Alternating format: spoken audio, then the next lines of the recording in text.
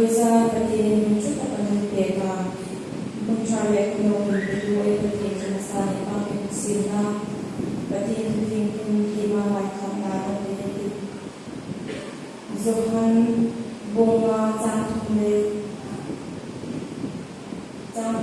ai có biết là gì vậy? Chúng mà chuẩn tuy một trăm chúng mà tiền đâm đu hài bị đeo hài cái vai hài dèm hài đâm tập ăn già đồ là apa cô để đi là chuẩn và để cầu ở số địa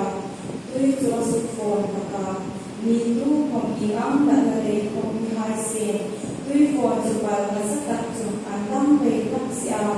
chúng ta có chuẩn cùng số thông đề cùng truy là đây nhìn tu không nhà mà chúng đi xuống ăn già cho ông bà chúng ăn chuẩn số ta có ông ta đi ở suy ta ông bố mà sự ta đi luôn ăn ta và thì đi tại tuổi sự cái chân sẽ làm số cái đồ xe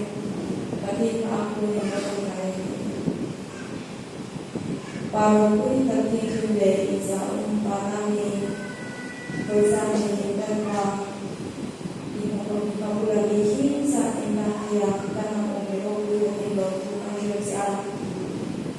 thời gian thì một thứ hai đang qua đang làm với em là đang làm cái sự chỉ đạo đang đi đang chuyện đang làm ít vào để cho người thì mình đang vào để hai giáo thì mình đang làm gì mà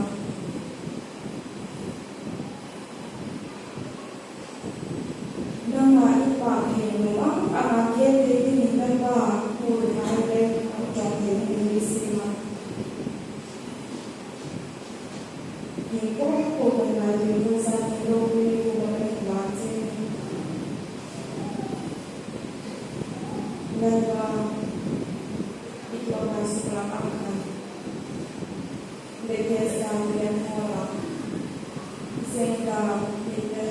dalam Islam terhadap dalam sebagai suatu jelas anjurnya dalam Islam bersama kita dalam iman Tuhan dan makan iman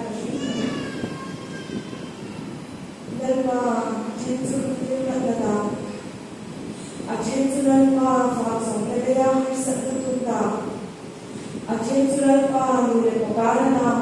sa tutunta be. Taraw komisin na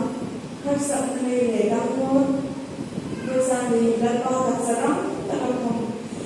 damgoy imle lalpa tutun.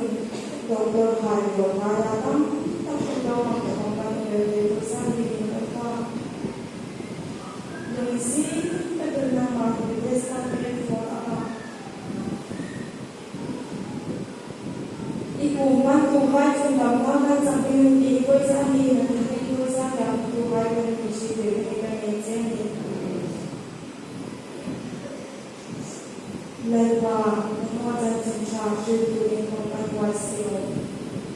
Mentang terdalam makna bersari. Những việc con thu hoạch của mình lên qua đang là một lời đang chú lắm tại bài thu hoạch thì nó đi năm bà thầy mình quy định cái nền trên thì cái nền hồ sơ cho lao thì năm bà quy định là đúng như lên qua quy định về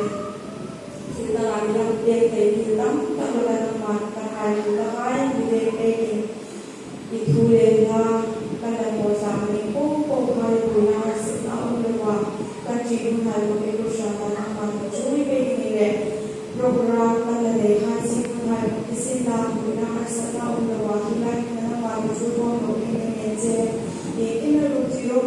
kesihatan dan disuruh menjadi yang setahun berusaha untuk